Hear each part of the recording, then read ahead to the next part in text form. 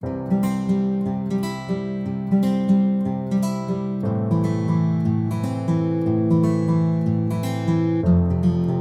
दोस्तों, how are you? कैसे हैं आप? Welcome to the tax forum. दोस्तों, आज हम शुरू करने जा रहे हैं अपना टॉपिक कंप्यूटेशन ऑफ टेक्स। हमारे मई जून अटेम्प्ट में जो भी हमारा पैटर्न आने वाला है कंप्यूटेशन ऑफ टेक्स को लेकर, और उसके बाद भी अगर नवंबर दिसंबर भी आपका अटेम्प्ट है, तो किस तरीके से हमें टेक्स कंप्यूटेशन करनी है और इसके अंदर क्या क्या मेजर अमेंडमेंट्स हुई हैं आपके आने वाले एग्जाम के लिए, वो हम आज के इस टॉपिक में कवर करने वाले हैं। हम कवर करेंगे आपके स्पेसिफिक इंडिविजुअल्स के लिए, एचयूएफ के लिए, कंपनीज के लिए क्या स्लैब रेट्स, क्या टैक्स रेट हमारे एप्लीकेबल हैं, और इसमें स्पेशली सरचार्ज को लेकर हमारी क्या अमेंडमेंट हुई है, ये मैटर ऑफ डिस्कशन हमारा मेन रहेगा। तो चलिए टॉपिक को शुरू करते हैं, कंप्यूटेशन ऑफ टैक्स। तो दोस्तों, जब मैं कंप्यूटेशन की बात करता हूं, इट्स ऑल अबाउट के एक स्पेसिफिक असेसी जिसके लिए हम टैक्स कंप्यूटेशन कर रहे हैं, उसकी टोटल इनकम हम फाइंड कर चुके हैं। अब इसकी टैक्स लायबिलिटी किस तरीके से डिटरमाइन होगी। ओके, ऑल्दो जो कंप्यूटेशन ऑफ टैक्स है, टैक्स को कैलकुलेट करना, जब हम अपने सारे के सारे हेड, सारा का सारा प्रोसेस पढ़ लेते हैं, उसके बाद ये स्टेप आता है। भाई, पहले हमें अपनी सैलरी के अंदर, हाउस प्रॉपर्टी के अंदर क्या क्या इनकम हुई है, अदर हेड्स में टोटल इनकम को हम जोड़ लेते हैं, उस पर सारे के सारे लॉज एप्लीकेबल कर लेते हैं, और उसके बाद हम टैक्स कैलकुलेट करते हैं। लेकिन इस टॉपिक को हम अपने सिलेबस में थोड़ा पहले करेंगे। रीजन बीइंग, आप एक प्रोफेशनल कोर्स कर रहे हैं, और आपसे अगर कोई पूछ ले कि भाई मेरी ब्ला ब्ला इस अमाउंट की इनकम है, तो उस पर टैक्स कितना बनेगा, कितना टैक्स कैलकुलेट करना होगा हमें, तो एटलीस्ट हमें एक बेसिक फंडा मालूम होना चाहिए। प्रॉपर कंप्यूटेशन, स्पेशल रेट्स की कंप्यूटेशन, वो हम ऑब्वियसली जब हमारा सारा 5 हेड्स का डिडक्शन का कंसेप्ट कवर हो जाता है, तब उसको अप्लाई करना सीखेंगे।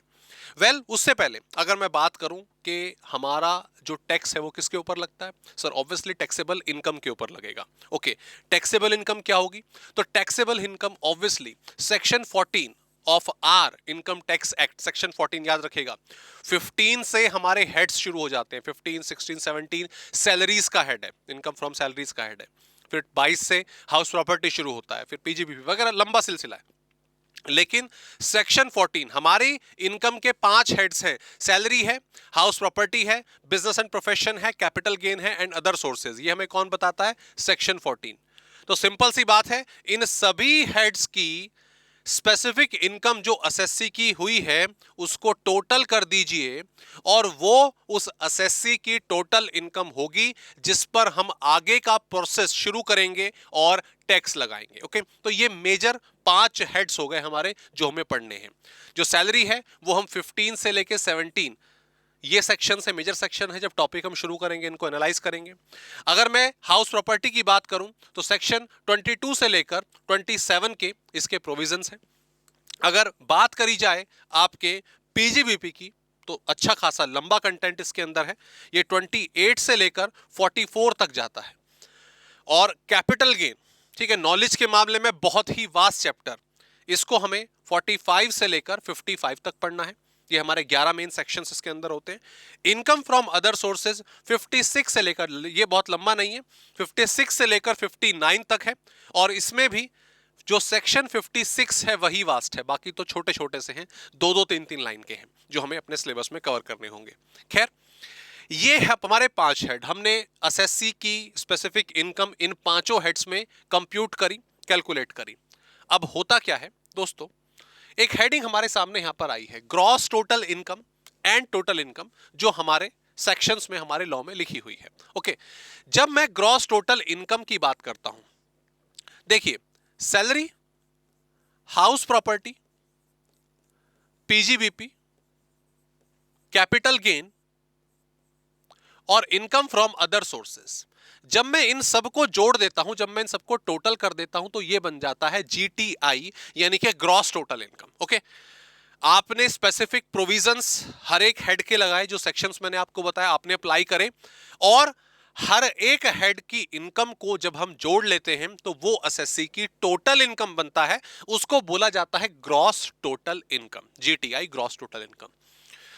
तो क्या सर इसी के ऊपर हमारा जो टैक्स है वो लग जाता है? भाई आपने बोल तो दिया, सारे के सारे अमाउंट आपने जोड़े हर एक हेड के, तो क्या इसी के ऊपर टैक्स लग जाएगा? नहीं दोस्तों, इसके लिए टैक्स लगता है किसके ऊपर? जो यहां पर एक और वर्ड आपके सामने लिखा हुआ है, टोटल इनकम। ठीक है, टैक्स लगता है टोटल इनकम के ऊपर, जीटीआई के ऊपर नहीं लगता। सर दोनों में डिफरेंस क्या है? ग्रॉस टोटल इनकम कैलकुलेट करने के बाद दो तीन चीजें और होती हैं, सेट ऑफ आपका क्लबिंग वगैरह, लेकिन वो मैं आपको अभी नहीं बता रहा, वो कंफ्यूजन क्रिएट करेगा। मेन चीज जो आप याद रखेंगे वो ये है कि ग्रॉस टोटल इनकम कैलकुलेट करने के बाद इसमें से जो स्पेसिफिक डिडक्शंस हैं वो माइनस होती हैं। ओके, डिडक्शंस, गवर्नमेंट अपना टैक्स सेव करने के लिए बहुत सारी अपॉर्चुनिटीज देती है। जैसे आपने अक्सर सुना होगा कि पीपीएफ में पैसा जमा करा दो, बैंक एफडी करा दो, एलआईसी की पॉलिसी, मेडिकल प्रीमियम, ये बहुत सारी तमाम डिडक्शंस हैं। 80B हमें जीटीआई के बारे में बताता है।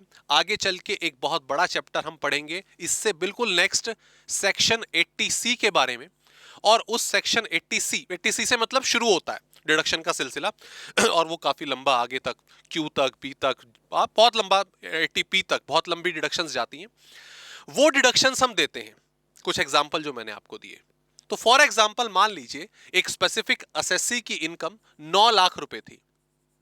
कितनी थी? 9 लाख रुपए थी। और उसने कुछ अमाउंट एफडी में डाला, कुछ एलआईसी प्रीमियम खरीदा, कुछ उसने अपना मेडिकल इंश्योरेंस करवाया, और ये तमाम डिडक्शंस आपकी 2 लाख रुपए की आई। तो 9 लाख में से 2 लाख माइनस करने के बाद जो 7 लाख का अमाउंट आया है, इसके ऊपर दोस्तों टैक्स लगेगा। हम अपने टैक्स रेट्स 7 लाख पर एप्लीकेबल करेंगे, 7 लाख पर लगाएंगे। Is the picture clear? Okay, so the crux is GTI आपके 5 हेड्स का टोटल है। उसके बाद कुछ अपॉर्चुनिटीज हैं अपने टैक्स को सेव करने की, दैट इज डिडक्शन, जो मैंने आपको सेक्शन भी मेंशन करा। 80C एंड ऑनवर्ड से एक चैप्टर होगा आगे चल के। और उसके बाद जो अमाउंट आता है उसे टोटल इनकम हमारे इनकम टैक्स लॉ के हिसाब से बोला जाता है। ऑल दो अपनी लैंग्वेज में, अपनी जब हम एग्जाम लिखते हैं या कैलकुलेशंस करते हैं तो हम इसको एनटीआई भी बोल देते हैं, नेट टैक्सेबल इनकम या नेट टोटल इनकम। वो आप यूज करोगे तो उसमें ऐसा नहीं है कि कुछ गलत हो जाएगा, बट इतना याद रखना है कि जीटीआई और टोटल इनकम दोनों एक दूसरे से डिफरेंट होते हैं, टैक्स टोटल इनकम पर लगता है। ओके राइट, ये कॉन्सेप्ट क्लियर हुआ? ओके चलिए आगे बढ़ते हैं। नेक्स्ट, अगर दोस्तों मैं बात करूं procedure for computation of tax liability, tax liability किस तरह से कैलकुलेट होगी, तो सर ये तो बिल्कुल सिंपल है, इनकम पता है, टैक्स रेट लगा दो, ठीक है, ओके। लेकिन इसका भी एक सीक्वेंस होता है, ऐसा ही नहीं आंख बंद करके सब कुछ हो गया। वो सीक्वेंस क्या है? थोड़ा थोड़ा आइडिया आपको मालूम है उसके बारे में, जो भी हमने डिस्कस करा कुछ कुछ मिलता जुलता है। मैं इसको थोड़ा और एक थोड़ा धूल जो है वो और साफ कर देता हूं।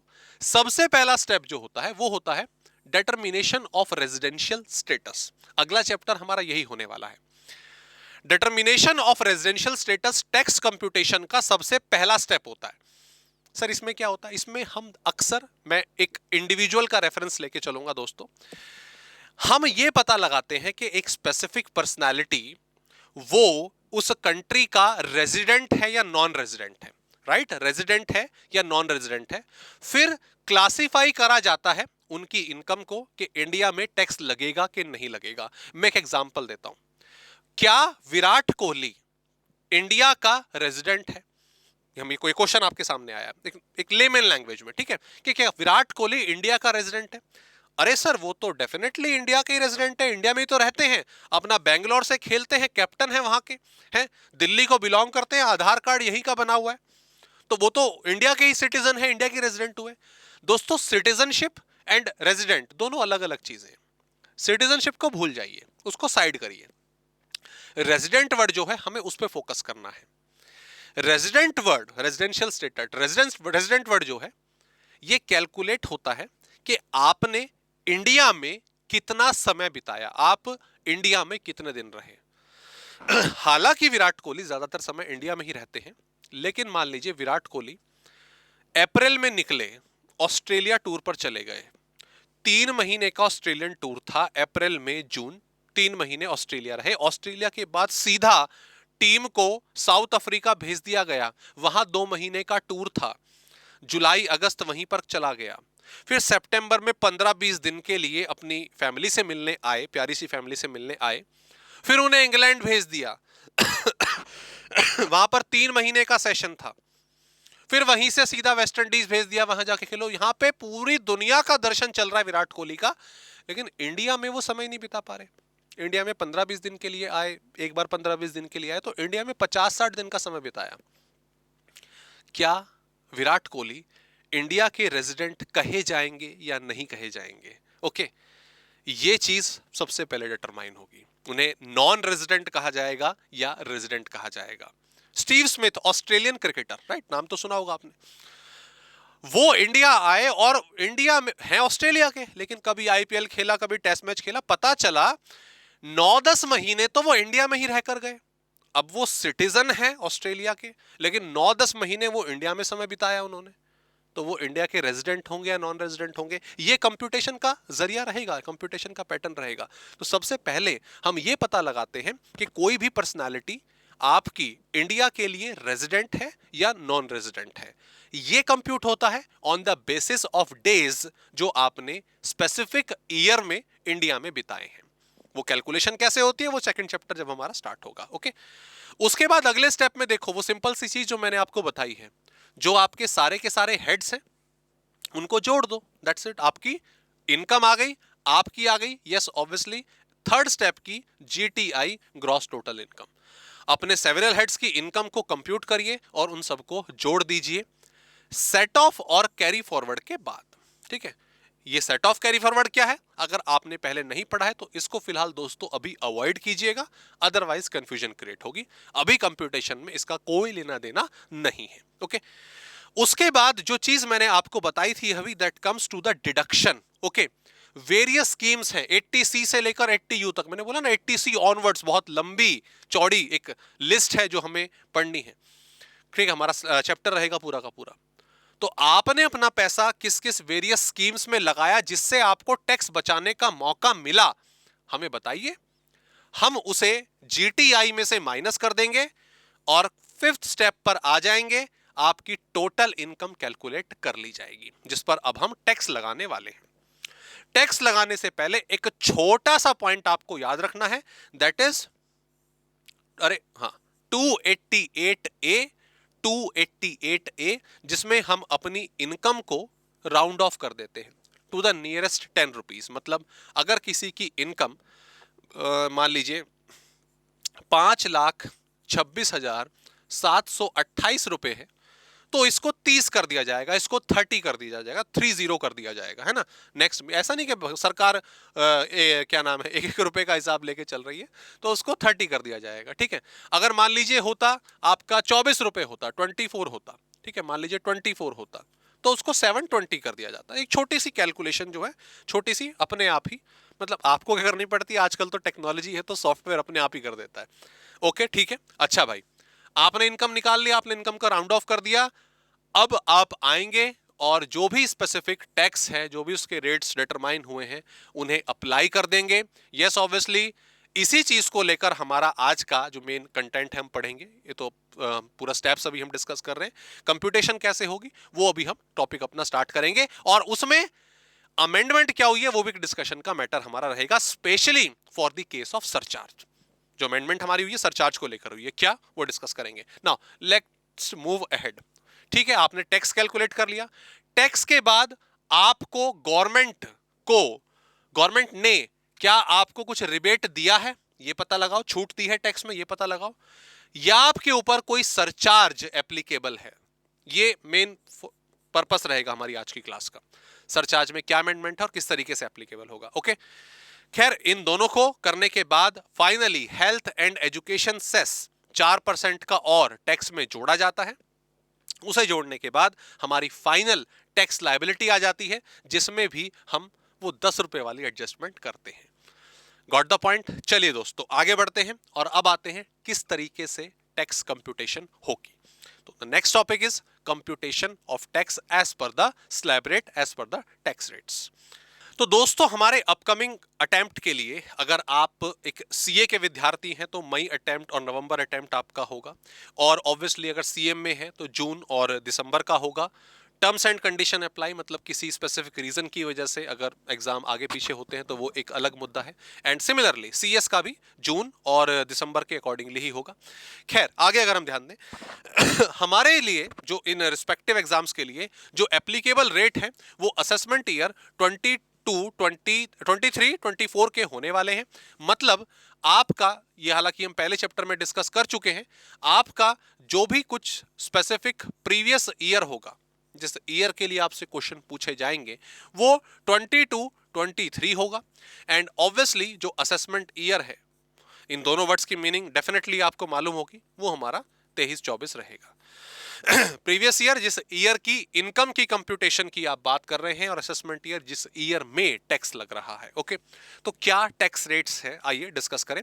देखो, सबसे पहला हर स्लैब रेट का, हर पैटर्न का यही रहता है कि पहले इंडिविजुअल एचयूएफ, एओपी, बीओआई, इनका स्लैब रेट डिस्कस करते हैं, और फिर हम जो कंपनीज हैं हमारी, जो पार्टनरशिप्स हैं, जो कोऑपरेटिव सोसाइटीज हैं, उनकी चर्चा करते हैं। ओके, तो सबसे पहले दोस्तों, सबसे पहला पार्ट हमारा डिस्कस होगा tax rates applicable for individual, अरे अरे अरे, tax rate applicable for individual, HUF, ठीक है, association of person, body of individual, and AJP, artificial judicial person, like banks and all, जो भी आपके होते हैं। ओके, नॉट बैंक्स को तो बेसिकली रजिस्टर्ड हो जाते हैं कंपनीज एक्ट के अंदर, जैसे स्कूल्स हैं, जैसे आपके स्पेसिफिक चैरिटेबल ट्रस्ट वगैरह हैं, जो मंदिर मस्जिद वगैरह हैं, ये सब इसके आर्टिफिशियल जुडिशियल पर्सन के अंदर आ जाते हैं। Okay, in case of senior, in case of super senior citizen, in case of senior citizen, in case of other cases, ये तीन रेट एप्लीकेबल थे, तीन स्लैब रेट एप्लीकेबल होते हैं। ओके,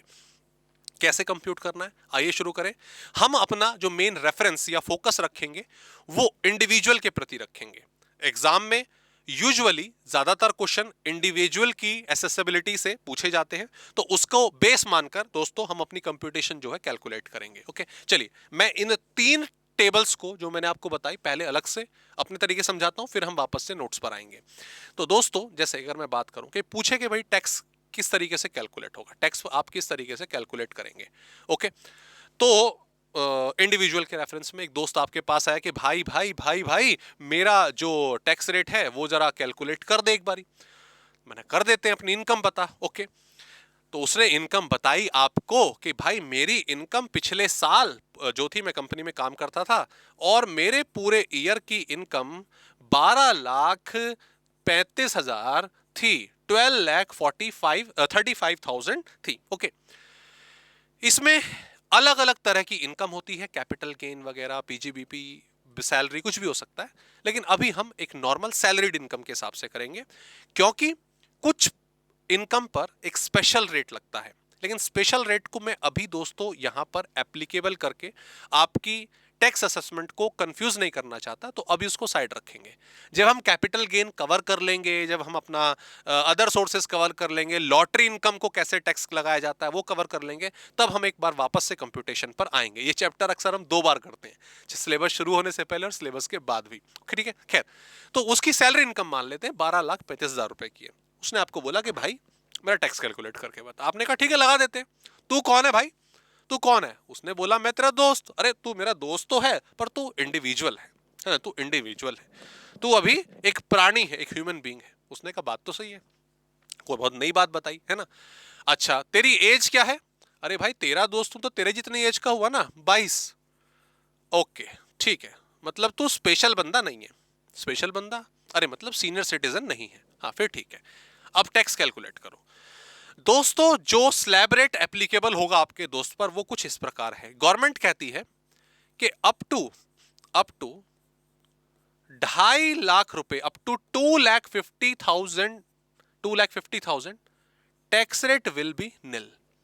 टैक्स रेट रहेगा निल, कोई टैक्स उस पर नहीं लगेगा। ओके मतलब अगर कोई व्यक्ति 2.5 लाख रुपए तक कमाता है तो वो टैक्स के दबाव से दूर रखा गया है, साइड रखा गया है। उसके बाद अगर उसकी इनकम 2 लाख से ज्यादा है, 2,50,001 रुपए से ज्यादा है, और 5 लाख रुपए तक है, तो उसका टैक्स रेट बनेगा 5% income above 2,50,000, income above 2,50,000, right. मतलब 2.5 लाख वाला पोर्शन तो उसका माफ है, 2.5 लाख से ऊपर वाले पोर्शन पर 5 लाख तक 5% का टैक्स देना पड़ेगा, ठीक है। अक्सर दोस्तों बुक्स में आप कहीं पर भी चेक करेंगे रिकॉर्ड्स वगैरह, तो स्लैब रेट यही लिखा रहता है 2.5 लाख 1 रुपए से 5 लाख रुपए।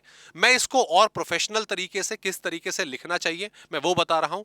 लिखा यही है, ठीक है कंसेप्ट, लेकिन ये जो 2,50,001 रुपीज है ये वास्तव में 2,50,010 यानी कि 10 रुपए होना चाहिए, ठीक है, 10 रुपए होना चाहिए। सर बीच का वो 1 से 9 रुपए तक कहां गया? अरे दोस्तों मैंने आपको बताया था ना कि आपको टोटल इनकम को राउंड ऑफ करना पड़ता है। एज पर सेक्शन 288A के तहत आपको सेक्शन को आपको इनकम को राउंड ऑफ करना पड़ता है टू द नियरेस्ट 10 रुपीज। तो अगर किसी इंडिविजुअल की इनकम मान लीजिए ये आई 3 रुपए आई, 2,50,000 3 रुपए, तो ऑब्वियसली आप इसको राउंड ऑफ करोगे टू द नियरेस्ट 10, तो ये ऑटोमेटिकली 2.5 लाख हो जाएगा और 2,50,000 तक कोई टैक्स नहीं लगता, राइट। और देखा जाए अगर मान लीजिए इनकम होती 7 रुपए, 2,50,007 रुपीज, तो आप इसको राउंड ऑफ करके अगले 10 रुपए पर ले जाते। तो कहने का मतलब 1 2 3 4 5 6 7 8 9, अगर ये एंड वैल्यू है तो ऑटोमेटिकली राउंड ऑफ हो जाएगी, है ना। तो इसीलिए कायदे से एक्चुअल में ये स्लैब रेट 10 रुपए से शुरू होता है ठीक है। तो 2,50,000 10 रुपए से लेकर 5 लाख रुपए, क्लियर। बट ठीक है, आपको अगर ये कंसेप्ट समझ आ गया तो बहुत अच्छी बात है। आप ऐसे भी लिखकर चल रहे हैं, इस लॉजिक को भी अप्लाई कर रहे हैं, तो कोई प्रॉब्लम वाली बात नहीं है, क्योंकि ऑटोमेटिकली ही जब वो आपका राउंड ऑफ हो जाना है तो स्लैब रेट आप पकड़ लोगे कहां से लगेगा। खैर अच्छा भाई, मेरा टैक्स कैलकुलेट कर, तो एक्सप्लेन बहुत कर रहा है, मेरा टैक्स नहीं बता रहा, दोस्त आपका कर रहा है। अरे कर रहा हूं भाई, कर रहा हूं, देखो ध्यान दो। ऐसे ही नेक्स्ट आपका आ जाता है, नेक्स्ट फिर गवर्नमेंट कहती है कि 5 लाख 1 रुपए से, इसको 10 रुपए, फिर उसी तरीके से 10 रुपए भी लिख सकते हो, से लेकर 10 लाख रुपए तक, 10 लाख तक 20% का टैक्स लगेगा, 20% का टैक्स लगेगा। इनकम इनकम अबव 5 लाख, ठीक है। मतलब अब आपकी इनकम अगर 5 लाख रुपए से क्रॉस कर जाती है तो उसके 2 टुकड़े हो जाएंगे, टैक्स लगने के मामले में 2 टुकड़े हो जाएंगे। एक उसका वो हिस्सा जो 2.5 से 5 लाख तक था उस पर 5%, और जो 5 लाख से ऊपर है 10 लाख तक उस पर 20%, ठीक है। प्रैक्टिकल एग्जांपल अभी देता हूं। और अगर 10 लाख से ऊपर चली जाती है तो उस पर 30% इनकम अबव 10 लाख। ओके, चलिए ये स्लैब रेट है, that's the slab rate, okay right, okay. Sir इस पर कंप्यूटेशन कैसे होगी, टैक्स कैसे लगेगा? आओ देखो ना, दोस्त ने बताया 12,35,000 रुपए, 12,50,000 रुपीज। इसको मैं दोस्तों थोड़ा छोटा कर रहा हूं और यहां पे अपना एरिया बढ़ा रहा हूं, ठीक है। दोस्तों आप टैक्स कैसे कैलकुलेट करोगे? 2,35,000 आपके दोस्त ने इनकम बताई, आपने बोला भाई तेरी जो इनकम है 12,35,000 कौन से स्टेप पे जा रही है? First step, second step, third step, fourth step. ये तो 4 पे जा रही है भाई, तू 10 लाख से ज्यादा कमा रहा है, चार स्टेप है स्लैब में और तेरी चौथे स्टेप पे जा रही है। तो what you have to do, आप इमीडिएटली अपने दोस्त की इनकम के 4 हिस्से करेंगे, 1 2 3 4, अप टू रुपीज 2,50,000। ये पहला हिस्सा हुआ। दूसरा हिस्सा है ये सेकंड वाला, 2.5 लाख से लेकर 2,50,000 से लेकर 5 लाख रुपीज, ये अगला पोर्शन हुआ। उससे अगला पोर्शन हुआ 5 लाख रुपीज से लेकर 10 लाख रुपीज, एम आई राइट? और तीसरा हुआ ओवर 10 लाख। तो ओवर 10 लाख कितना है? 2,35,000, ठीक है। जो ओवर है आपने वो लिखा। भाई तेरी इनकम, मेरे दोस्त तेरी इनकम जो 12,35,000 रुपए की थी, स्लैब रेट के हिसाब से उसके 4 टुकड़े हो गए हैं। पहला 2.5 लाख वाला, दूसरा 2.5 से 5 लाख वाला, फिर 5 से 10 वाला, और फिर जो बच गया 2,35,000 रुपए, 2,35,000। ओके, अब इस पे टैक्स तो लगा, अरे बिल्कुल, ये देख टैक्स लगा देते हैं। ये वाला हिस्सा, ये वाला हिस्सा तो तेरा है नील, तो तेरा टैक्स बना 0, कोई टैक्स नहीं बना, 0। सरकार ने माफ करा तेरा पैरा 2.5 लाख, ये तो बहुत अच्छी बात है। अच्छा आगे बताओ भाई मेरे, इस पर 5% का टैक्स रेट है। मतलब जो तेरी 2.5 से 5 लाख तक की इनकम है, यानी कि 2.5 लाख, ठीक है, 2,50,000 से 5 लाख, इट इज 2,50,000। तो 2,50,000 का 5% टैक्स दे दे, जो बनता है 12,500। ओके मेरे दोस्त, अब जो हिस्सा 5 लाख से 10 लाख तक जा रहा है वो है 20%। 20% ऑफ दैट पोर्शन, फिर 5 लाख से 10 लाख कितना हुआ सर? ये भी 5 लाख ही हुआ, तो 5 लाख का 20% यानी कि 1 लाख रुपीस। कितना? 1 लाख रुपीस। और फाइनली मेरे भाई जो बच गया है, जो हिस्सा 10 लाख से अबव है, उस पर 30% आपको निकालना होगा। 2,35,000 का 30% अमाउंट, तो ये मेरे ख्याल से 70,500 होता है। मैं निकाल लेता हूं, कभी फिर हमारी कैलकुलेशन गड़बड़ हो जाए। 70,500 रुपीस। ओके दोस्तों, so that's the computation of income. यहां पर अब मैं इन सब को टोटल कर रहा हूं।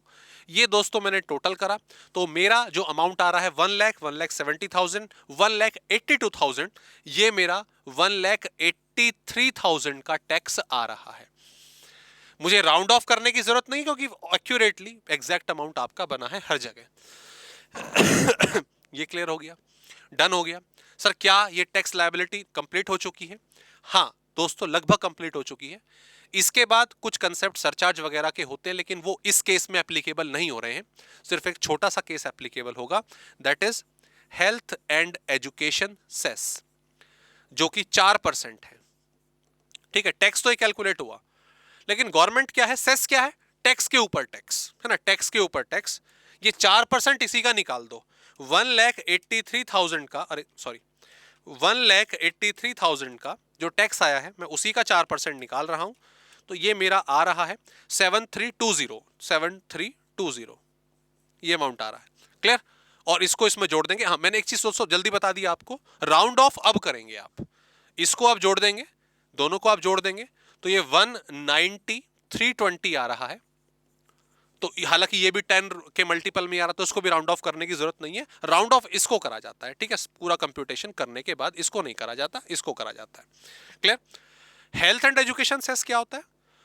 गवर्नमेंट स्पेसिफिकली ये अमाउंट एडिशनल ले रही है कि ये कंट्री के हेल्थ और एजुकेशनल सर्विसेज पर ही खर्च करा जाएगा। एक बेसिक टारगेट जो है वो है, ये अमाउंट आपका कलेक्ट करा जाता है। Okay, that's the computation. अभी सरचार्ज की, रिवेट की हमने कोई बात नहीं करी है। एक और न्यूमेरिकल आपका इसका करते हैं, एक छोटा सा कंसेप्ट आपको जल्दी से समझाने के लिए। आपके दोस्त ने आपको इनकम बताई 9,54,360, 361 बताई है, तो सर राउंड ऑफ ही कर दो ना साथ साथ, तो 360 कर ली हमने। अच्छा सर बताइए अब इस पे कैसे टैक्स कैलकुलेट करें? अरे अब तो आप बताएंगे, अब मैं थोड़ी ना बताऊंगा। सर 4 स्टेप हो गए, अप टू 250, 250 से 5, 5 से 10 और ओवर 10। ये 4 स्टेप हो गए हमारे इंडिविजुअल के केस में, स्पेशली जो हम पढ़ रहे हैं। यहां पर सर ये तीसरे में ही खत्म हो जा रहा है, ये ओवर 10 तो नहीं जा रहा, तीसरे में खत्म हो जा रहा है। तो अपने दोस्त की इनकम के आपने इमीडिएटली 3 हिस्से बना लिए, है ना, 3 हिस्से बना लिए। सर अप टू 2,50,000, सर ये 0 आ रहा है। सर उसके बाद 2,50,000 से लेकर जो 5 लाख का हिस्सा, यानी कि 2.5 लाख रुपए का जो ये पैच है, इसका 5%, इसका कितना? 5%, है ना। और अगर कोई आदमी ये 5 लाख की इनकम क्रॉस कर रहा है, तो डेफिनेटली उसका 5% हमेशा 12,05,000 ही आएगा, 12,05,000 ही आएगा। एंड फाइनली उसके बाद नेक्स्ट पॉइंट आपका, सर अब ये ओवर 5 लाख आएगा, हमें ओवर 10 तो गया ही नहीं, तो ओवर 5 लाख लेना है। तो 5 लाख से कितना ज्यादा है ये? सर 454 360 है दोस्तों। सर इसका 20% है ना।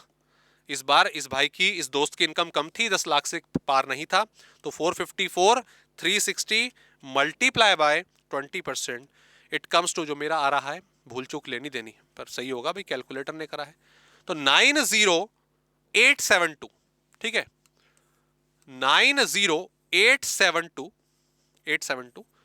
आप इसको जोड़ेंगे दोनों को, सर ये 12500 आ रहा है। सर ये टोटल हो गया 1,03,000 1,03,372। सर इसको राउंड ऑफ कर दे? नहीं, अभी नहीं करना है, हेल्थ एंड एजुकेशन सेस लगाना है आपको, वो हमेशा लगेगा 4% के हिसाब से, हमेशा लगेगा 4% के हिसाब से। अरे मैंने इसको 0 कर दिया, 103 372 372 का 4%। तो ये दोस्तों मेरा आ रहा है 4134.88, तो मैं उसको 4135 लिख देता हूं। आपने इसको टोटल करा, टोटल करने के बाद टोटल भी कर दीजिए इसको साथ साथ, 103,372, तो ये आ रहा है, मैं नेट ही लिख देता हूं, ये आपका मेरा आया था 0.88। ओके, तो ये आ रहा है 107506.88। मैं उम्मीद करता हूं कि आप भी साथ साथ कैलकुलेशन कर रहे होंगे। इसको राउंड ऑफ करा जाएगा, इसका सेक्शन होता है 288B, है ना।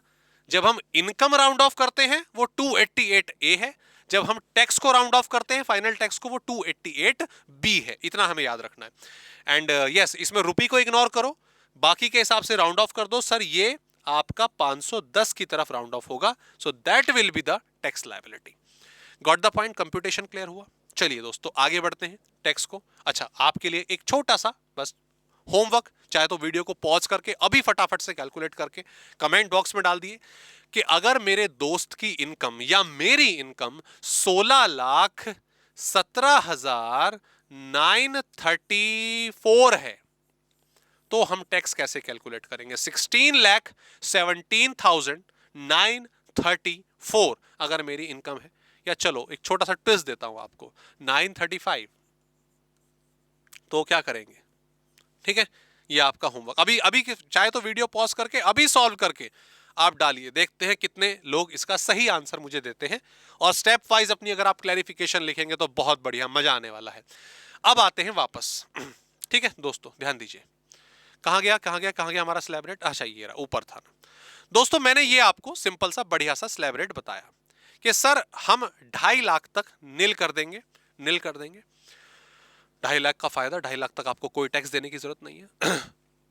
अगर 2.5 लाख से 5 लाख तक है 5%, फिर 10 लाख तक 20, और फिर उससे ऊपर है 30। ये स्लैब रेट सर हमें समझ आ गया। इसमें एक छोटा सा बेनिफिट दोस्तों जो गवर्नमेंट ने दिया है, वो है कि अगर आप सीनियर सिटीजन बन गए, भाई एज आपकी ज्यादा हो गई, और आप ऑब्वियसली आपकी इनकम स्पेसिफिक स्लैब रेट्स के अकॉर्डिंग कैलकुलेट करनी है, तो गवर्नमेंट ने एक छोटा सा बेनिफिट दिया है हमारे देश के सीनियर सिटीजन्स को। देखो, नॉर्मली बेसिक एग्जम्पशन लिमिट ये आ रही है ना, ये आ रही है कि 2.5 लाख तक लोगों पर कोई टैक्स नहीं लगेगा। लेकिन अगर आप सीनियर सिटीजन हैं, राइट, अगर आप सीनियर सिटीजन हैं, तो दोस्तों इस लिमिट को बढ़ाकर 3 लाख रुपए किया गया है, 3 lakh rupees. Up to 3 lakh nil tax है, और फिर 3 लाख से 3 लाख 1, या आप उसको 10 रुपए लिखना चाहें प्रेजेंटेशन के लिए, बहुत अच्छी बात है।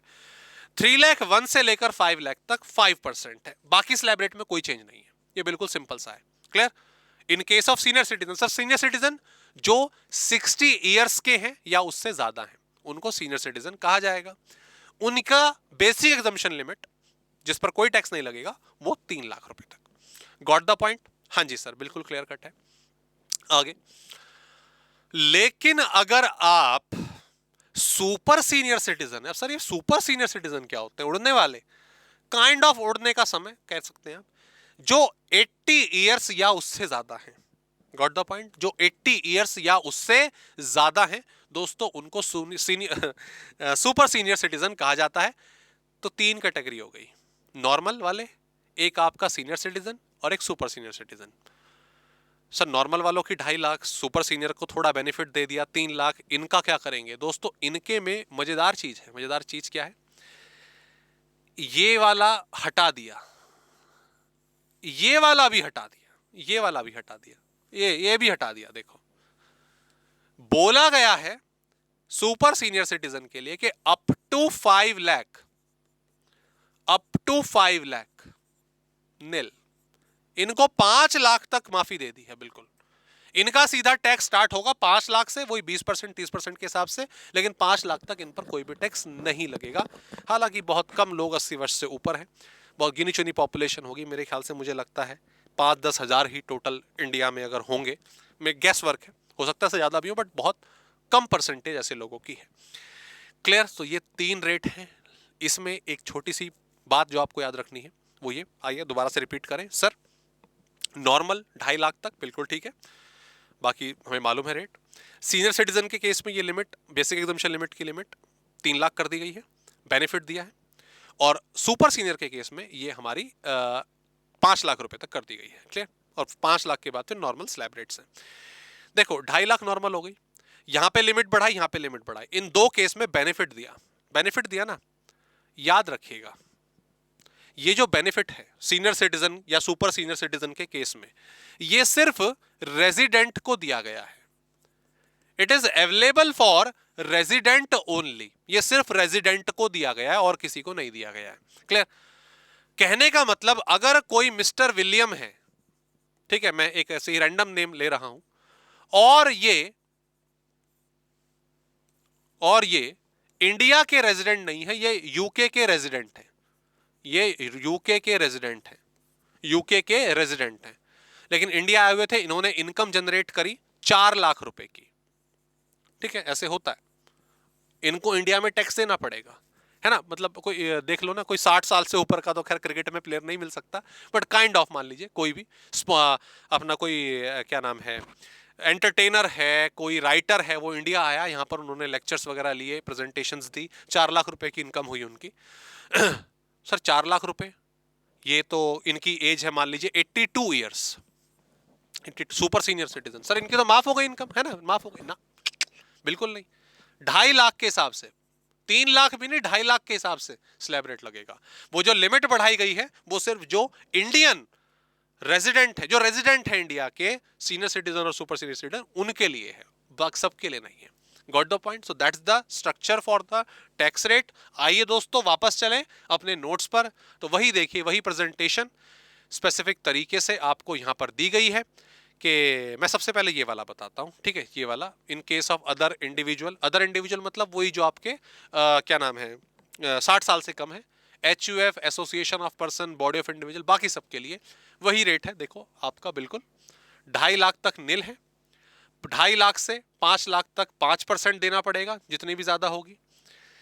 5 लाख से 10 लाख के बीच में है तो 12,500 रुपए प्लस 20%, तो 12,500 कौन हुआ? ये हुआ, वो ऊपर वाले का हुआ। 2.5 लाख से 5 लाख 12.5% तो लगेगा ही लगेगा ना, 12,500, सॉरी माफ कीजिएगा, 12,500 तो लगेगा ही लगेगा ना।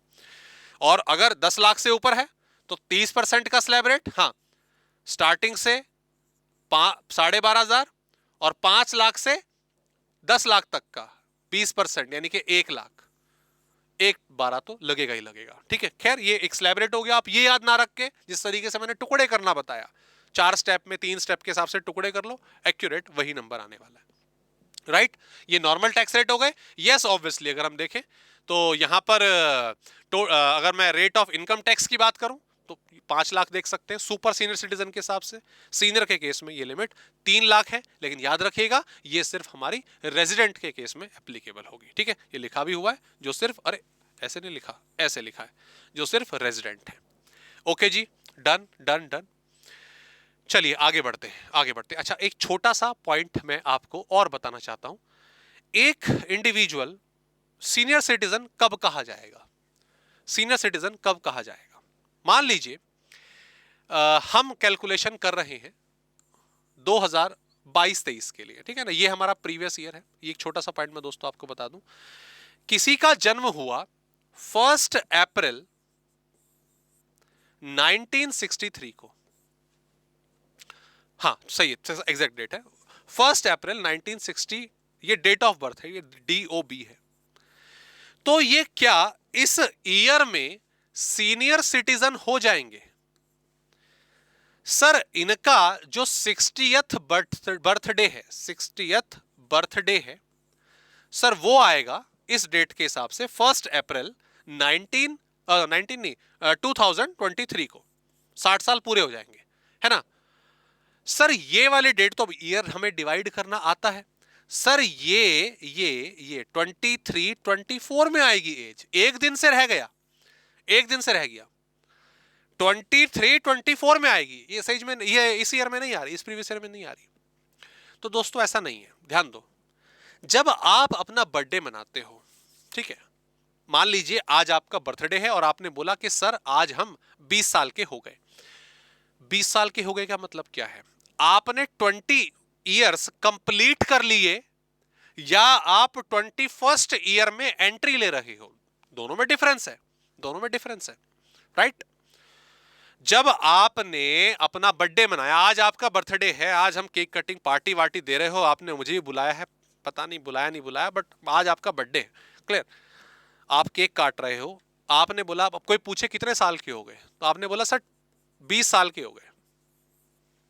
20 साल के हो गए हो या 21वीं साल की स्टार्टिंग कर दी है सर, दोनों कंसेप्ट एक ही तो है? नहीं है, एक दिन का फर्क है। जब हम दोस्तों हैप्पी न्यू ईयर बोलते हैं, हैप्पी न्यू ईयर 1 जनवरी, 1 जनवरी से साल शुरू होता है, खत्म कब होता है? खत्म वो अगले साल की 1 जनवरी को नहीं होगा, वो 31 दिसंबर को खत्म हो चुका है। 31 दिसंबर को एक साल कंप्लीट हो चुका है, अगला दिन अगले ईयर की शुरुआत है। तो जब आप अपना बर्थडे मना रहे होंगे ना इस डेट पर, उस टाइम पर आप अपने 60 साल कंप्लीट कर चुके हो। कब?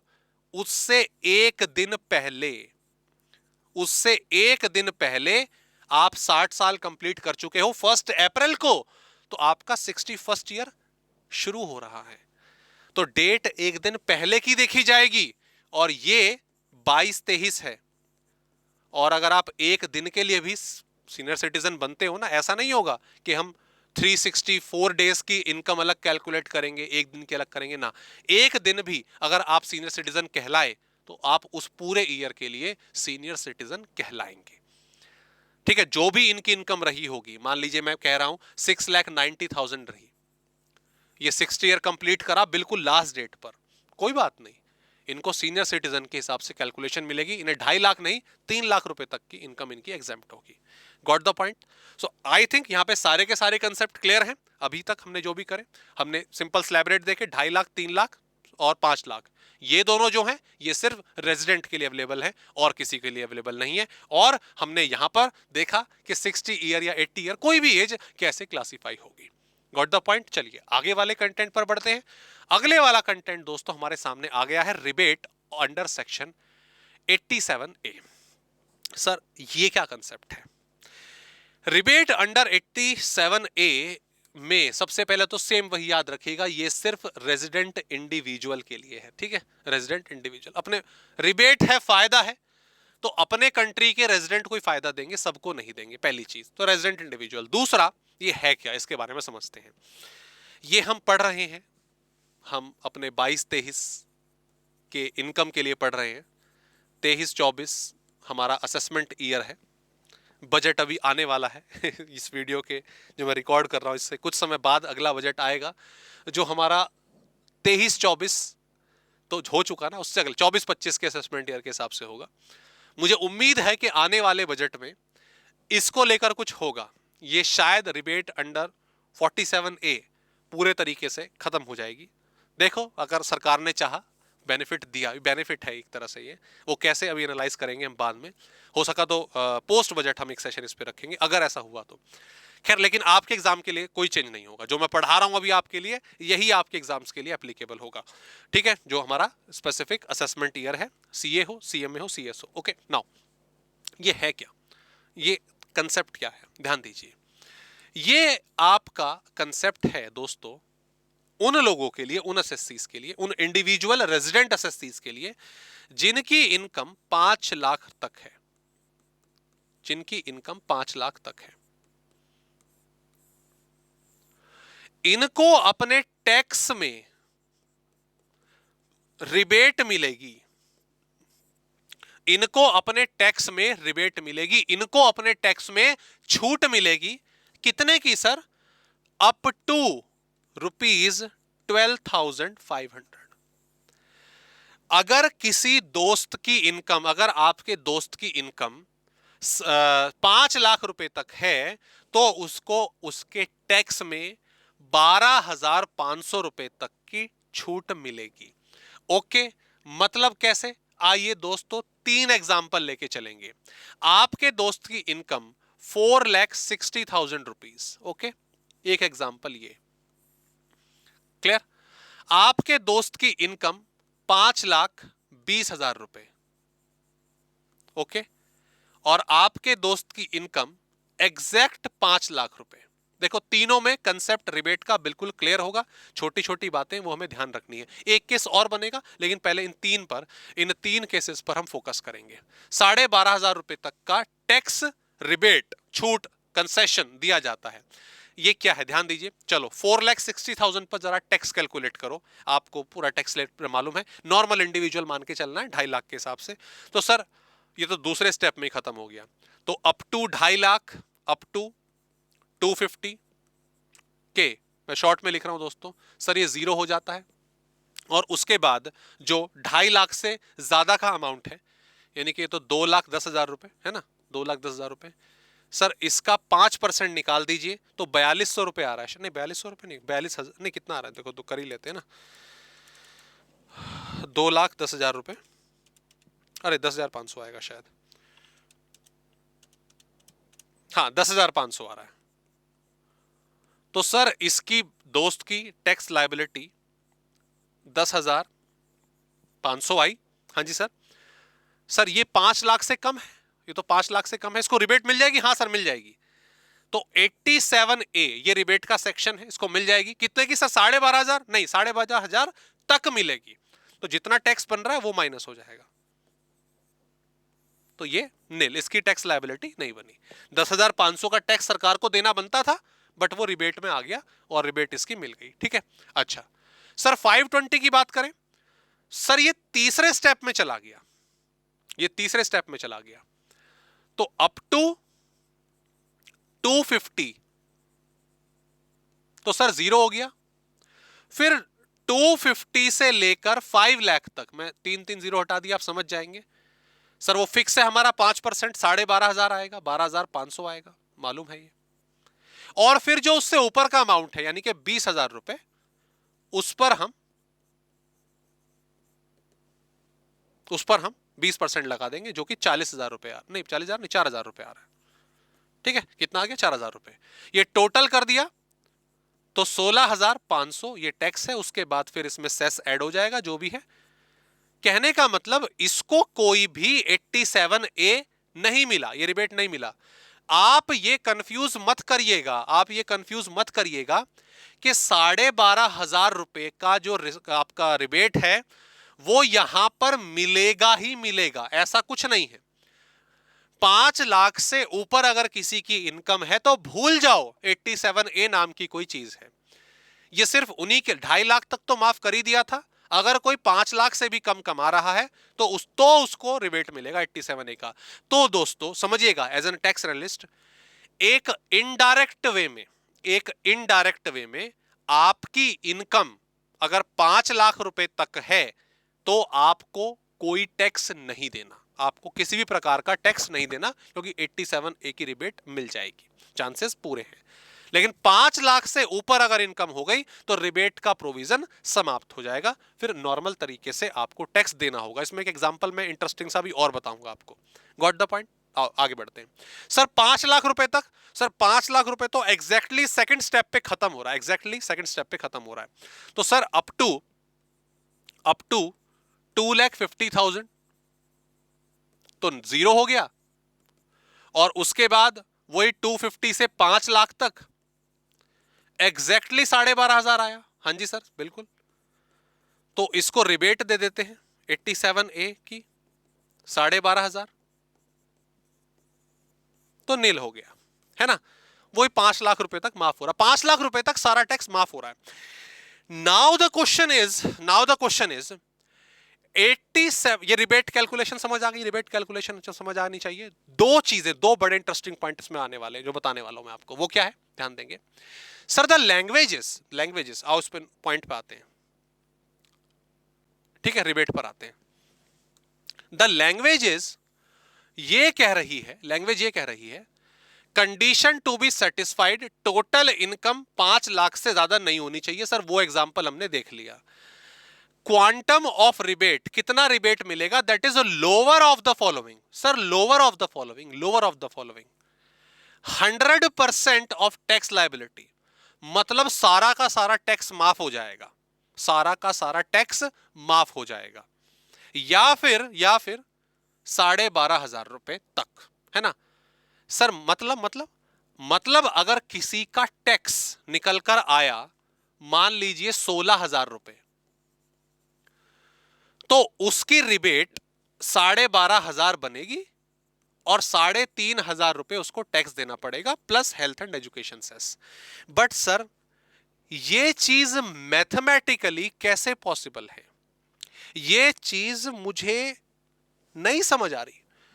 क्या समझ नहीं आ रहा? सर मैंने अभी कैलकुलेशन करी आपके साथ, मैंने अभी 5 लाख रुपए की कैलकुलेशन करी, 5 लाख का जो टैक्स है वो 12,500 रुपए आ रहा था, तो ये हायर टैक्स रेट की कैलकुलेशन लिखने की जरूरत ही क्या थी, सीधा बोल देते 12,500, है ना। मतलब देखो 5 लाख तक 12,500 का ही टैक्स आना है, राइट।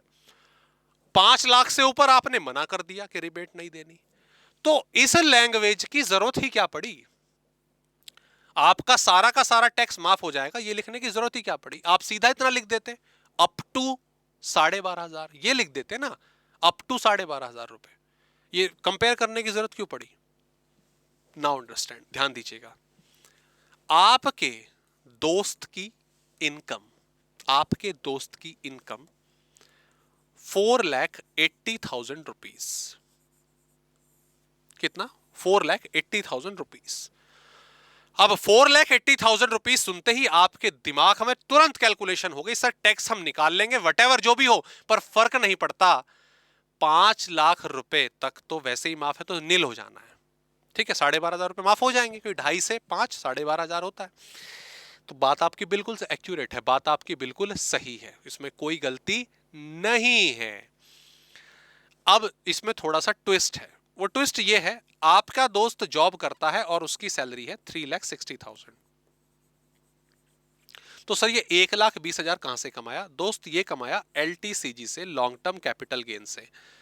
ये जो कैपिटल गेन वाला चैप्टर है वो आ गया। अगर आप अपनी कोई एसेट बेचते हैं, अब कैपिटल एसेट बेचते हैं जैसे जमीन, गोल्ड, सिल्वर, शेयर्स, अगर इस तरह की कोई भी चीज बेचते हैं और उससे आपको इनकम होती है तो उसे लॉन्ग टर्म कैपिटल गेन कहा जाता है। आपके दोस्त ने यहां पे जो गेन है वो कैलकुलेट करा 1,20,000 का LTCG, इसके सेक्शन में मैं डीप में नहीं जा रहा हूं। दोस्तों होता क्या है, सैलरी ठीक है, नॉर्मल इनकम है, लेकिन LTCG के लिए ना एक स्पेशल रेट है। क्या है? एक स्पेशल रेट है, वो है 20%, मतलब 20% का टैक्स लगेगा, सीधा 20% का टैक्स लगेगा। अब आप जब 3,60,000 पे कैलकुलेट करोगे अपनी टैक्स लायबिलिटी, सर 2.5 लाख माफ हो गया, 1,10,000 बचा, उसका 5%, राइट, उसका 5%। सर ये हो जाता है 550 रुपए मात्र, 550 या एक और जीरो, हाँ सॉरी माफ कीजिएगा, एक और जीरो, 550, 5,500 रुपए, 5,500। और क्योंकि आपने बोला है कि स्पेशल रेट है LTCG के लिए, तो 1,20,000 का 20% दोस्तों 24,000 रुपए आ रहा है। और यहां पर इस केस में जो टोटल आपकी लायबिलिटी है वो 29,500 की हो गई। ये रीजन है कि 12,500 रुपए तक का जो टैक्स है वो माफ किया गया है। आप नॉर्मल इनकम जनरेट कर रहे हो, आपका टैक्स 12,500 रुपए का 5 लाख रुपए तक की पूरी इनकम माफ हो जाएगी। लेकिन अगर आपकी कुछ स्पेशल इनकम्स हैं, स्पेशल इनकम्स की बहुत कैटेगरी है, शेयर्स की इनकम, शॉर्ट टर्म शेयर्स की इनकम, बहुत LTCG, बहुत अलग अलग, वो आप डेप्थ में जब आप चैप्टर पे जाएंगे तब पढ़ेंगे। क्लियर? 29 तो उस पर स्पेशल रेट है, और स्पेशल रेट लगने के बाद टैक्स लायबिलिटी थोड़ी जल्दी से बढ़ती है। तो इस केस में भाई की इनकम 480 से कम ही है, क्या रिबेट मिलेगा? हाँ मेरे दोस्त मिलेगा, बिल्कुल मिलेगा। लेकिन इसमें आप 12,500 रुपए ही, क्योंकि एक्चुअल लायबिलिटी ये है और 12,500 ये है, दोनों में से लोअर का ही मिलेगा 12,500 रुपए। खत्म होगी बात, खत्म कहानी, खत्म कहानी। तो जो बचा ऑब्वियसली 17,000 ये टैक्स लायबिलिटी होगी, और इस पर वही हेल्थ एंड एजुकेशन से ऐड होगा और हम टैक्स भरेंगे। So that's the story of rebate. Got it दोस्तों? समझ आ गया? ये पॉइंट हमने देखा। अच्छा, एक दोस्त की इनकम, आपके एक दोस्त की इनकम 5 लाख रुपए, ठीक है? कितनी? 5 लाख रुपए। और आपके एक दोस्त की इनकम 5,100,000 रुपए। है ना इंटरेस्टिंग? भाई जो भी था, जोड़ा वोड़ा सब इंटरेस्ट वगैरह, एक की 5 लाख, एक की 5,10,000। 5 लाख पर कितना टैक्स? नॉर्मल केस की बात कर रहा हूं सर, निल, निल।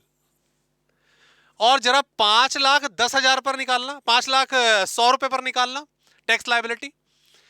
नॉर्मल स्लैब लगेगा, 87A लगेगी नहीं। आपने लगाया, मुझे पता है कैलकुलेशन, 12,520 रुपए आएगा। 12,520 रुपए कैलकुलेट करिएगा सर। बड़ा इंटरेस्टिंग सा चीज है। 5 लाख से इनकम 100 रुपए बढ़ी है, 5 लाख से इनकम 100 रुपए बढ़ी है, मात्र 100 रुपए, और टैक्स बढ़ गया 12,000 से इमीडिएटली। एक झटका सा आएगा, छोटा सा। इसी चीज को टैक्स प्लानिंग का नाम दिया जाता है। जब भी आप कंसल्ट कर रहे हैं अपने दोस्तों को या वगैरह वगैरह किसी को भी, तो उन्हें इसी तरीके से कंसल्ट करें। उन्हें कोई स्कीम बताएं, उन्हें कुछ बेनिफिट बताएं कि वो अपनी इनकम को कैसे ना कैसे, अगर वो 5 लाख के आसपास डोल रहे हैं, ऐसा नहीं कि 15 लाख की इनकम है और आप कहो कि 5 लाख तक ले आ, तो वो चीज थोड़ी डिफिकल्ट हो जाती है।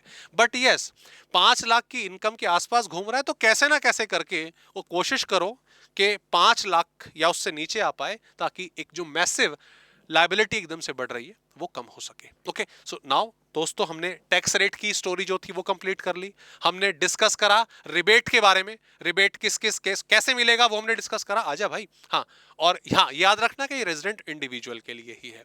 ये कुछ मैंने प्रैक्टिकल क्वेश्चन विद सॉल्यूशन दिए हुए हैं, आप इसको ट्राई करिएगा, ठीक है? ऑब्वियसली उसके बाद आ जाती है स्टोरी आपकी surcharge on tax after rebate under section 87A। ये क्या है इंपॉर्टेंट, इसमें अमेंडमेंट क्या है? आइए दोस्तों शुरू करते हैं।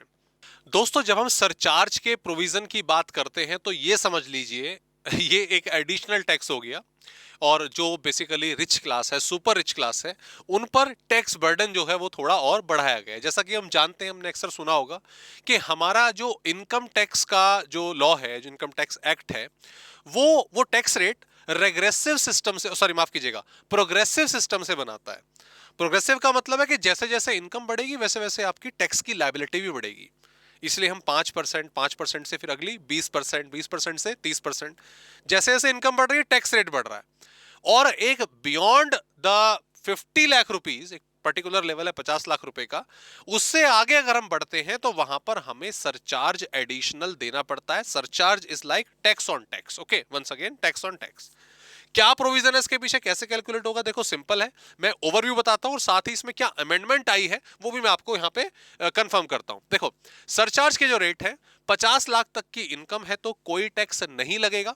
यहां पर अगर 50 लाख से 1 करोड़ रुपए तक की इनकम है तो 10% ऑफ टैक्स आपका सरचार्ज होगा।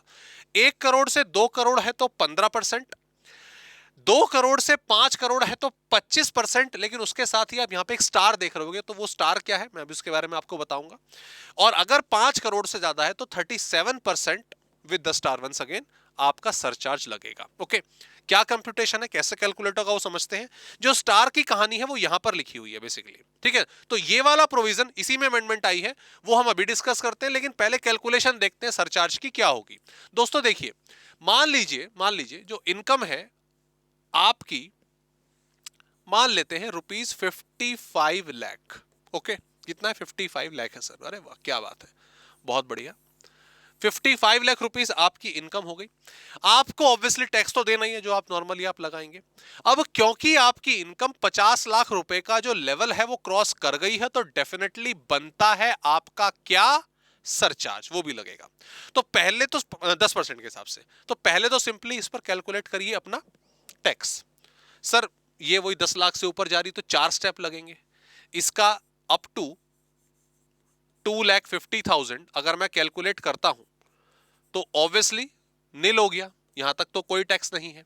सर उसके बाद 2,50,000 से अगर मैं 5 लाख तक जाता हूं, के लगा दिया मैंने 3 0 के लिए, तो सर 12,500 रुपए है। ये कंप्यूटेशन अब आप सीख ही चुके हैं। सर 5 लाख से अगर मैं 10 लाख तक जाता हूं तो इस वाले पोर्शन पर मेरा 20% का टैक्स लगेगा। तो 5 लाख का 20% 1 लाख हो जाता है। ये कंप्यूटेशन तो हमें मालूम ही है। और सर अब जो एक्सेस थी 55 में से 10 का, 55 लाख में से 10 लाख की सेटलमेंट आपने कर दी है। जो 45 लाख है आपका, उस पर 30% का आपने टैक्स लगाया और ये अमाउंट हो जाता है दोस्तों 13,50,000, राइट? ओके। और अब आपने टोटल अमाउंट यहां पर जोड़ दिया। टोटल अमाउंट आपने यहां पर जोड़ा है तो 14,62,500 ये हमारी टैक्स लायबिलिटी आ गई है। Got the point? उसके बाद ऑब्वियसली ये सर ये टैक्स लायबिलिटी हो गई, इसी में हेल्थ एंड एजुकेशन सेस हम ऐड कर देते थे। अभी तक यही स्टेप आपने देखा, लेकिन 50 लाख से इनकम ऊपर चली गई है। यहां पर दोस्तों आपको सरचार्ज ऐड करना होगा, जो होगा 10% के हिसाब से, क्योंकि 50 लाख से 1 करोड़ के बीच की इनकम पर 10% है। तो ये अमाउंट 10% किसका? जो आपने ऊपर टैक्स लायबिलिटी निकाली है उसी का। तो इट इज 1,46,250। आप टोटल करेंगे, ये आपका टोटल कर देते हैं इसको, 1,46,500 मल्टीप्लाई बाय 1.1 कर देता हूं मैं, एक ही बात हो जाएगी। तो दोस्तों 16,08,750 ये हमारी टैक्स लायबिलिटी आ जाएगी। और इसमें से हेल्थ एंड एजुकेशन सेस आप ऐड कर देंगे। Got the point? तो दोस्तों ये सिनेरियो हुआ आपके सरचार्ज की कैलकुलेशन का। बिल्कुल सिंपल सा पैटर्न है, बस आपको उसमें अमाउंट ऐड करना है जो सरचार्ज का एप्लीकेबल होगा। ऐसे ही मान लीजिए आपकी इनकम 1,20,00,000 रुपए है। 1,20,00,000 रुपए है। सरचार्ज लगेगा? हाँ जी सर लगेगा, डेफिनेटली लगेगा। लेकिन अब ये आपकी 1 करोड़ से ऊपर चली गई है, तो 1 करोड़ से 2 करोड़ ये जो लेवल है इसमें 15% लगेगा। तो ये जो यहाँ पे आपने 10% ऐड करा था वो अब आप 15% करेंगे। तो अप टू 10 लाख, ये मैं डायरेक्ट ही लिख रहा हूं दोस्तों, क्योंकि अब तो कैलकुलेशन मैं उम्मीद करता हूं हमारी स्ट्रांग हो गई होगी। पहले मैंने क्वेश्चन भी दिया आपको। ये 1,12,000 रुपए का टैक्स 12,500 का टैक्स ये तो लग ही जाता है। और उसके बाद जो एक्सेस ऑफ 10 लाख है, जो कि 1 करोड़ 10 लाख बनता है का 30%, यानी कि 33 लाख ये हमारा अमाउंट बनता है। It is 34,12,500।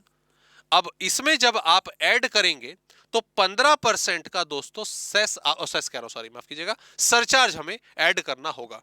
तो 34,012 और इसका आपने मल्टीप्लाई करा 15%, तो दोस्तों ये मेरा कितना 5,11,000 5,11,875 ये आ रहा है। ऑब्वियसली आप इन दोनों को ऐड करेंगे, जो अमाउंट आएगा उसमें हेल्थ एंड एजुकेशन सेस होगा।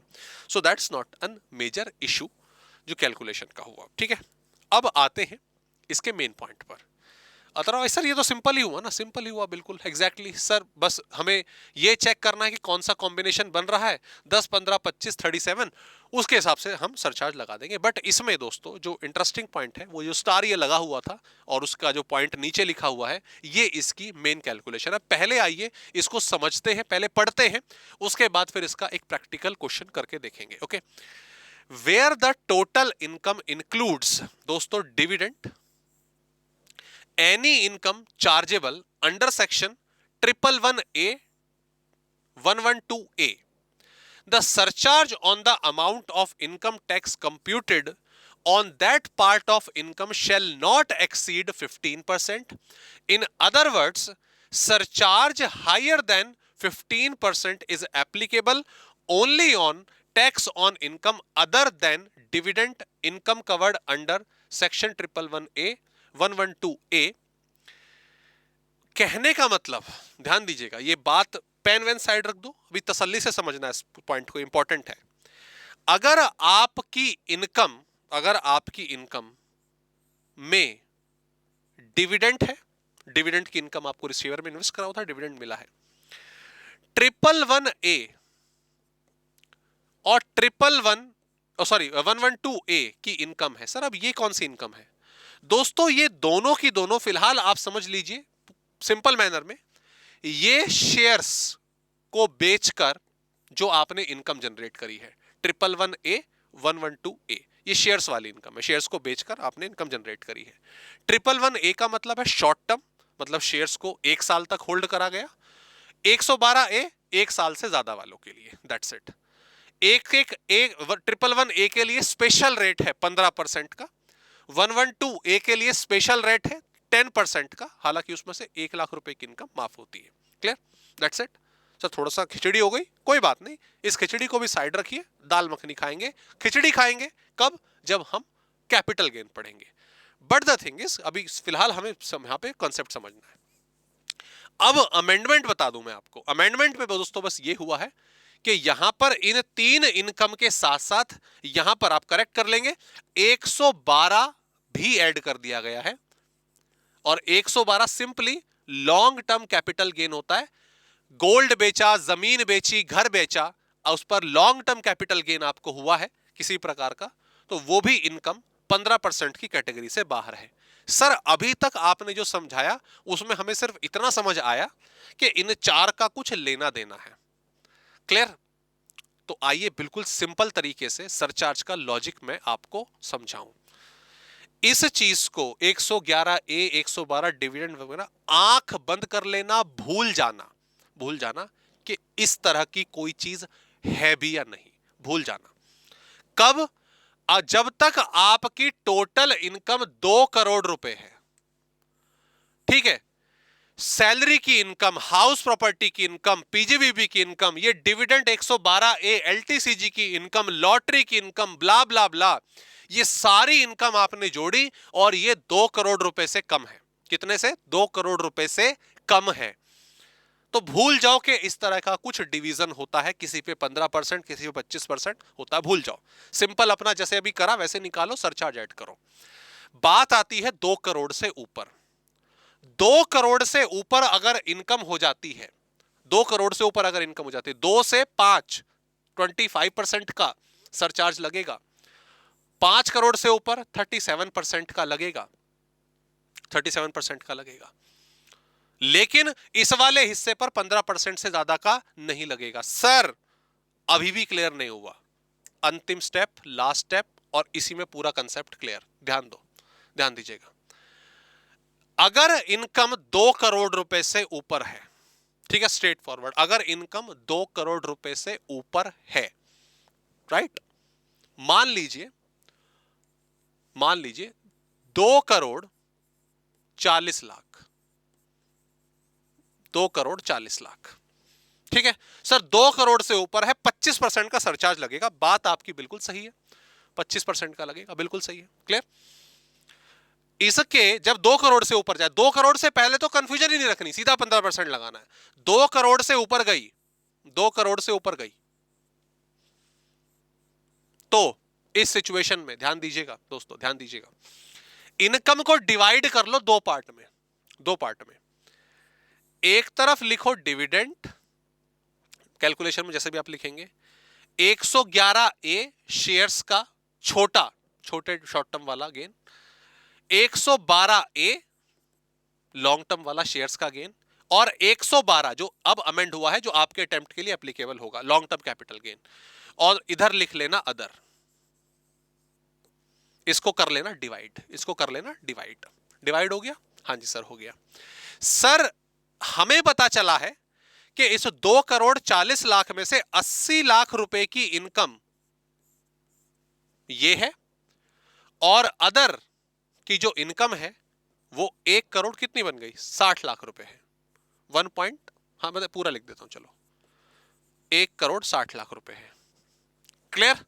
सरचार्ज लगेगा, हाँ जी लगेगा। कितना लगेगा दोस्तों? इस पर, इस वाले पोर्शन पर अपना सरचार्ज लगाना 15%, 15%, क्योंकि टोटल इनकम 2 करोड़ से ज्यादा है, लेकिन इस पर 15% से ज्यादा नहीं लग सकता।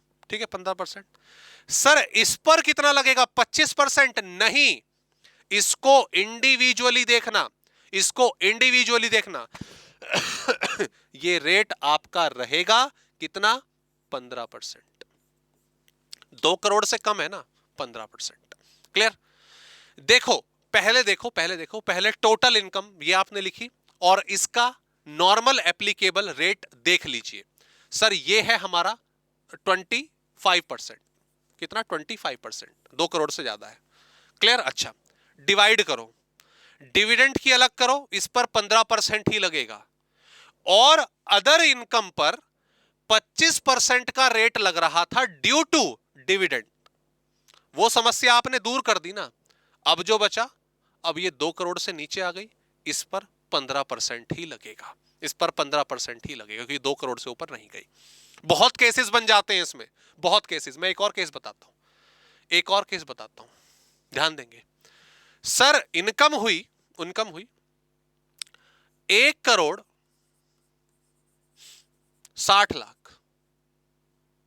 1,60,00,000। ठीक है सर, ये तो सोचने वाली जरूरत ही नहीं है, सोचने वाली जरूरत ही नहीं है। या चलो एक काम करो, इसको थोड़ा और कॉम्प्लिकेट करें। ठीक है, अभी पहले कॉम्प्लिकेट नहीं, मतलब सिंपल मैनर में समझते हैं। मैं नीचे वाले कैटेगरी में बाद में आऊंगा। 3,90,00,000, 3,90,00,000। सर सर सर सर 25% बनता है सर, 25% बनता है। हाँ ठीक, अलग तो करो, अलग करो। डिविडेंड एंड अदर्स, उसकी इनकी हुई थी 2.5 करोड़। अरे चल भाई, 2.5 करोड़। कितनी हुई? 2.5 करोड़। दूसरा इसमें हुई 1,40,000, जो बच गया अपना 1,40,00,000। सर क्या लगेगा? सर ये तो अकेला ही 2 करोड़ से ऊपर चला गया। 25% नहीं, इसका 15% से ऊपर होगा ही नहीं। 15%, 15%। और ये फिर 2 से नीचे आ गया 15%, 15%, 15%। That's it. एक और सुनो, इसी का केस सुनो, इसी का केस सुनो, इसी का केस सुनो। Sir sir sir sir sir sir sir 390 में से 340 इसकी है, और ये सिर्फ 50, या चलो 3.5 कर लो, 3.5 कर लो। और सर ये सिर्फ 40 लाख है, ये सिर्फ 40 लाख है।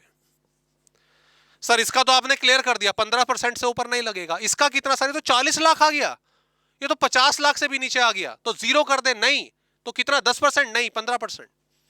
15% तो लगेगा भाऊ, 15% तो आपको यहां पर टैक्स देना ही देना पड़ेगा। इसमें कोई कंफ्यूजन अपनी साइड रखिएगा, यहां पे बिल्कुल बिल्कुल कंफ्यूजन साइड रखिएगा। 15% तो देगा ही देगा भाई, तो इससे नीचे थोड़ी ना चला जाएगा। ये नहीं कि इसकी अलग कर दी 50 लाख से कम, ना ना ना, ऐसा छूट नहीं है। एक और केस देखो, एक और केस देखो, एक और केस देखो। इसमें से 390 में से उल्टा कर लो, 40 लाख इसका है, 40 लाख इसका है, और इसका 3,50,00,000 है, 3,50,00,000। ये तो 15% हो गया, ये तो फिक्स है। 40 लाख से कम मतलब ऐसा नहीं, मिनिमम 25% था ना ओवरऑल टोटल, कम होके 15 आ सकता है, उससे नीचे नहीं। ये भाव ये 25 पे देगा, ये 25 पे देगा, छोड़ेगी नहीं सरकार। एक और केस देखो, आओ एक और केस देखो, एक और केस देखो। ठीक है, डिवाइड कर लेना, डिवाइड के बाद बनेगी कहानी जो बनेगी। ठीक है, कोई भी क्वेरी हो, कोई भी सिंपल सी, डाल देना, डाल देना कमेंट बॉक्स में, डाल देना। ठीक है, 90 लाख सर, 90 लाख, 90 छोड़ो, 120, 120, 1,20,00,000। सर 15% की कैटेगरी हो गई सर, इट इज 15% कैटेगरी। इसमें क्या होगा? 15% होगा ना, लेकिन डिवीजन कर दिया, यहां पर डिवीजन कर दिया, डिविडेंड हो गया और ये आपका अदर हो गया ऑब्वियसली। दोस्तों ये 40 लाख और ये कितना था, 30 था ना, 80 लाख रुपए। ये 40 है, ये 80 है। 15% का ओवरऑल लग रहा है, 15% का ओवरऑल लग रहा है। ये 40 है, ये 80 है। सर ये तो 10% से भी नीचे आ गया, ये 80 से नीचे आ गया। अरे क्या 80 40 और ये 50 10 कर रहे हो? मैंने साफ बोला ना, 2 करोड़ तक झंझट ही नहीं है। 2 करोड़ रुपए तक सीधा रेट देखो क्या है। 2 करोड़ तक तो डिवीजन करनी नहीं है। ये भावनाओं में मत आ जाना कि ये 50 से कम हो गया, नेग्लेक्ट कर दो। सही, ये 1 करोड़ से नीचे आ गया, 10% कर दो। नहीं, दोनों पे 15% लगेगा। 2 करोड़ तक तो आपकी कंफ्यूजन होनी नहीं चाहिए। सीधा जो रेट है वो लग जाएगा ओवरऑल, बात खत्म। 2 करोड़ से ऊपर डिवीजन करेंगे, ठीक है। 2 करोड़ से ऊपर अगर अदर इनकम लिमिट से नीचे आ रही है तो उसका रेट 15%। बाकी दूसरे पे तो 15% है ही, वो तो फिक्स ही है, जैसे भी है। जो चेंज होगा अदर इनकम के साथ होगा। कोई केस मन में आ रहा हो डाल सकते हैं कमेंट बॉक्स में कि अगर सर इतनी इनकम, ये इतनी इनकम, ये अदरवाइज ये प्रोविजन है। तो देखा जाए तो रेट एप्लीकेबल करना है। अमेंडमेंट मैंने आपको बता दी। यहां पे डिविडेंड 111 ए 112 ए क्या क्या होता है ये भी मैंने आपको बताया। ये था पिछले साल तक। इस साल इसमें अमेंडमेंट के लिए 112 भी ऐड कर दिया गया है। इस पे भी 15% से ऊपर सरचार्ज नहीं जाएगा। ओके दोस्तों, तो ये प्रोविजन हमने टैक्स की कैलकुलेशन का अपना देखा आज दोस्तों, ठीक है। यहां पर आगे फर्दर ये क्वेश्चन वगैरह ट्राई करिएगा आपके सरचार्ज के लिए। और फर्दर एक मार्जिनल रिलीफ वगैरह की जो क्लास है, मार्जिनल रिलीफ और कंपनीज का रेट हम नेक्स्ट क्लास में अपना कवर करते हैं। ओके, तो ये कंप्यूटेशन की स्लैब रेट की जो क्लास थी ये हमारी डन होती है। फर्दर प्रोविजन नेक्स्ट क्लास में देखेंगे। मिलते हैं आपसे नेक्स्ट क्लास में। Please take care.